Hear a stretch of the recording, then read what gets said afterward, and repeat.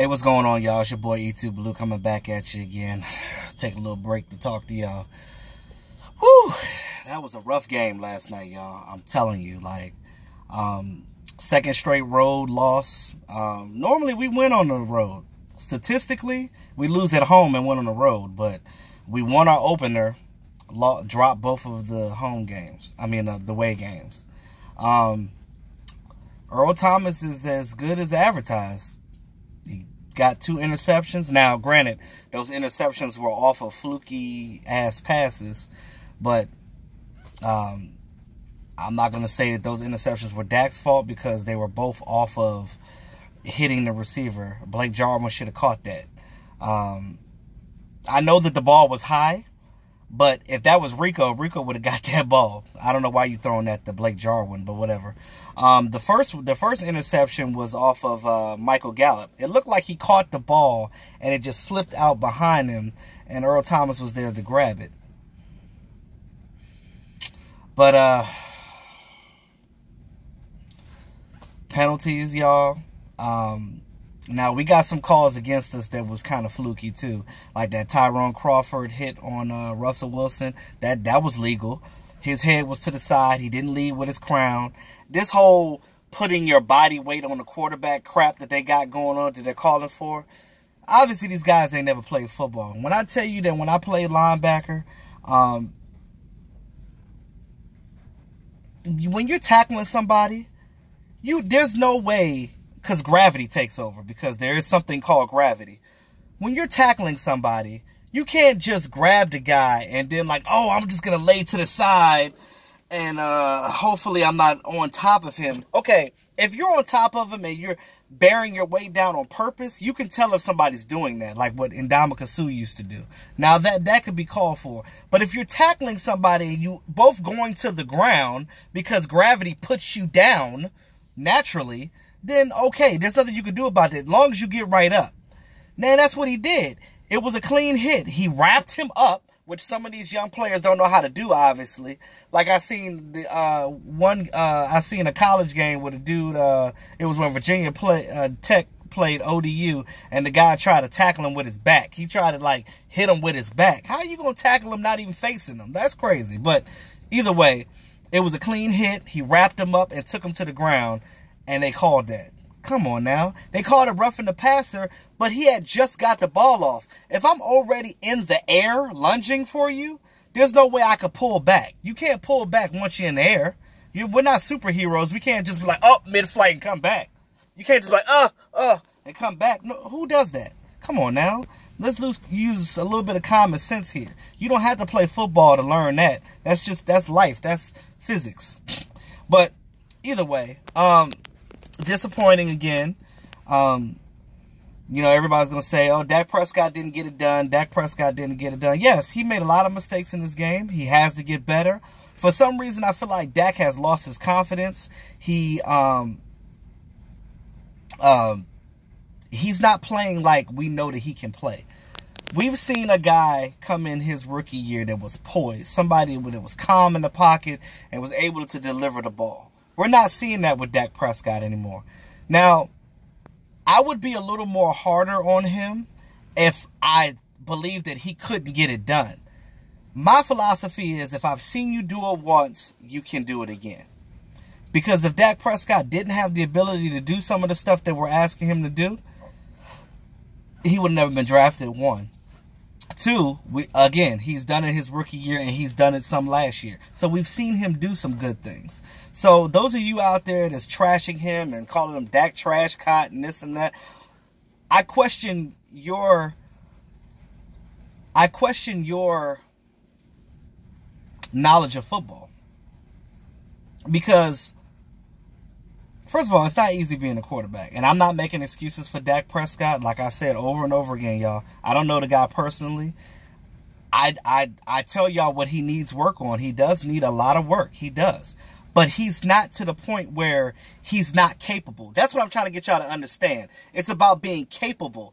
If we didn't believe that Dak Prescott was capable of doing this job, he wouldn't have the starting job. Now, yes, he got it because of injuries.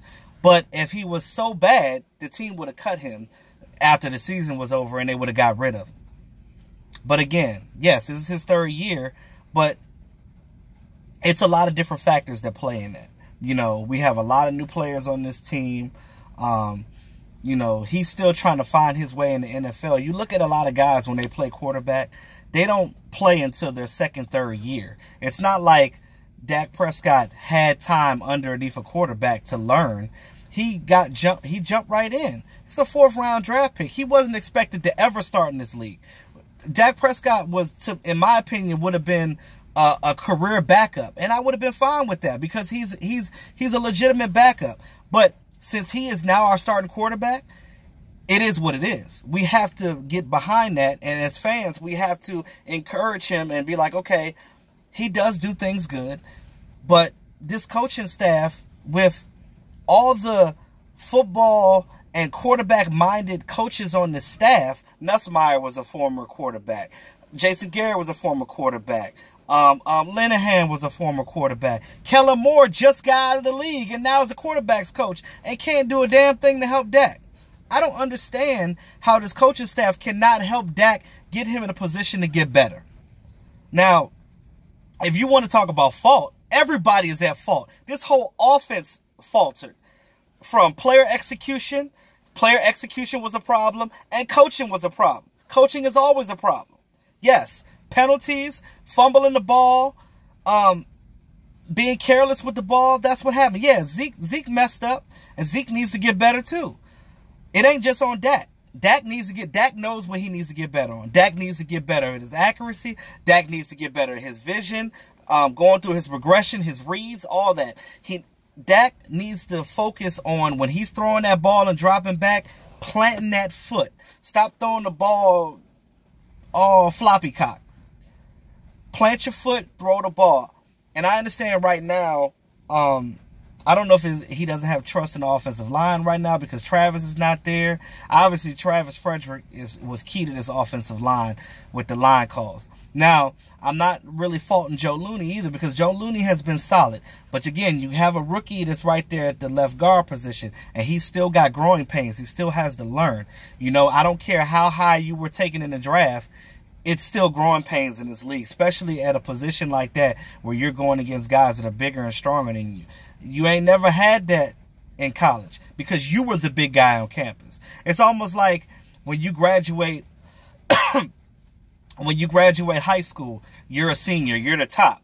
Then you get to college, it's like you're a freshman again. You have to work your way back up. It's the same thing when you come into this league. You're a freshman, you're a rookie, you're the young guy. There's guys bigger, stronger, faster than you and know more of what they're doing than you do. Come on, y'all. Let's use our common sense. Now, some of you guys, I heard somebody say in the chat last night that Connor Williams was trash. Are you serious? Are you serious?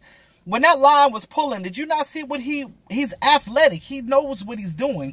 He has to gain his strength to go against these guys. These are Hall of Famers. These are future Hall of Famers and Pro Bowl, all-pro guys on defense that are going against him on a daily basis. And in my opinion, he ain't really do that bad. And I will say that some of those sacks were Dak's fault because he was running around and not getting the ball off fast enough. Dak has to do a better job of getting the ball out fast enough. I feel like if Dak gets some of his mechanics together, I guarantee you he's going to be a much better player. But I feel like this coaching staff is really handcuffing him right now because they're not allowing him to open up. They're letting him play scared. Dak Prescott can throw the ball deep. We've seen him do it on numerous occasions. But for whatever reason, they want him to stay dinking dunking and throwing the ball 5-10 yards, not even 20 yards down the field. They want him to do that for whatever reason. This is the coaching philosophy. This is the conservativeness of this team. You look at when Tony Romo was here, like I said before, Tony Romo didn't pay attention to nothing that Linehan or any other offensive coordinator that was there when he was playing. He looked at it like this. I know this playbook inside and out. I run this. I will audible out and do what I feel is best. That's what Tony Romo was good. Tony Romo didn't start to his 4th year because he was behind Quincy Carter. He was behind what's his name? the old Patriots guy. What the hell was his name? Drew Bledsoe. So he was behind these guys. He took the job from them when they faltered. And again, when he got in the game, yes, he fucked up. And everybody, I'm sorry, excuse me. But he messed up. But at the end of the day, he got the team where he was going. But Tony Romo is a gunslinger type of guy. And when you have a gunslinger type of guy, you're going to have positive plays and you're going to have negative plays. And we had to live and die with Tony Romo. And when we had Tony Romo, we had a lot of interceptions because he was a gunslinger. He threw the ball deep a lot. And a lot of the times, he had touchdowns. And some of the times, they were interceptions. And, you know, every quarterback is going to throw them. Look at Tom Brady. Tom Brady ain't doing too well right now either. Everybody has their up and down. Everybody is human. You know what I mean? But Dak Prescott will never be an elite quarterback. I know that, and I will say that right now. But I'm telling you, he is definitely capable enough to get this team with the talent that we have right now. We can win these games. There's no reason you just... I mean, I'm watching it every day.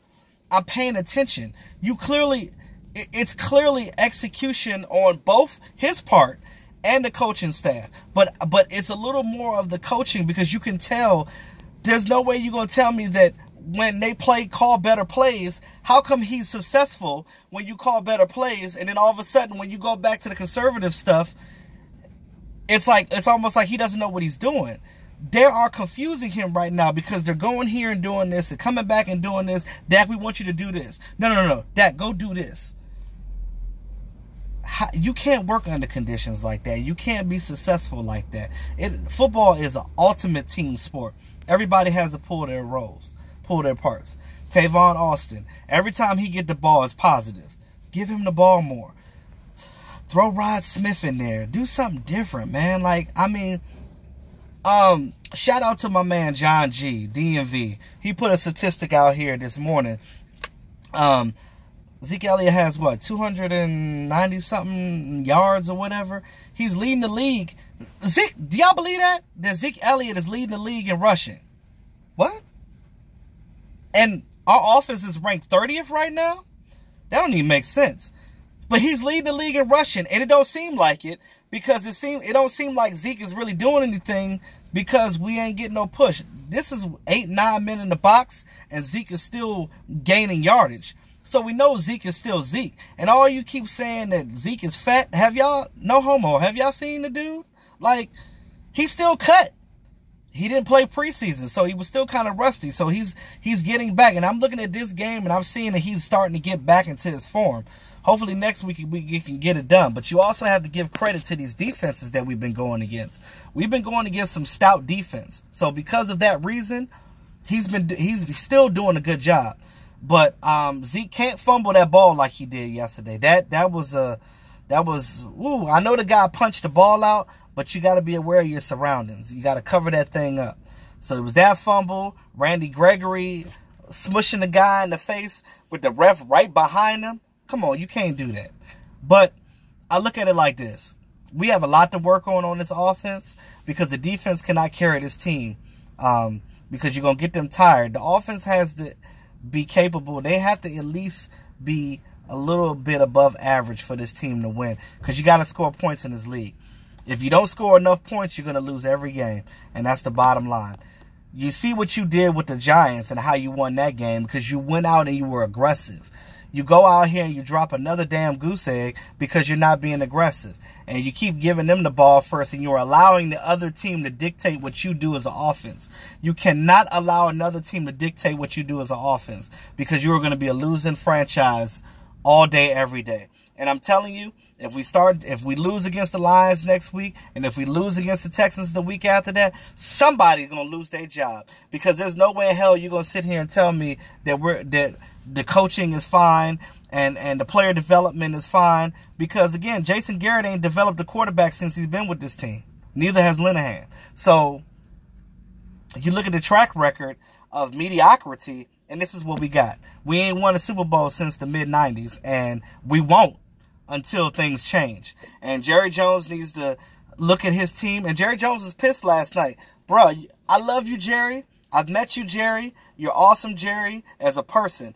But when you look at what you got with your team, that friendship shit goes out the window. You gotta have the balls enough to sit here and be like, you cut a Super Bowl winning coach in the 90s.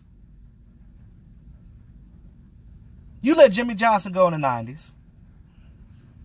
Now, why can't you let Jason Garrett go? Jason Garrett has been this coach for 8 years, the 8th season, and the coordinator 2 years before that. And he's been here 10 altogether. And we haven't had a check. Yes, we've had more wins than losses with Jason Garrett, but we ain't won no NFC Championship. We ain't got at least to the Super Bowl. We ain't got to the game. So, if we're going to continue with this conservative nature, we're going to be a mediocre team forever until that changes. So, with that being said, y'all, that's all I got for right now. We have to figure out something. Kellen Moore is not the answer, the quarterback coach. They need to bring somebody in here to help Dak, whether you get another veteran quarterback to be there, or you go hire a quarterback's coach that's a guru that can help Dak, because, again, it's not a coincidence that his rookie year, when Tony Romo was in his ear, when Mark Sanchez was in his ear, that he was doing better. Because he needs that guidance right now until he figures it out. So, with that being said, y'all, that's all I got for right now. I'm going to get back to work. Let me know what y'all think. Like, share, comment, subscribe to the channel. It's your boy E2 Blue, always keeping it real. I'll talk to y'all later. Have a great day.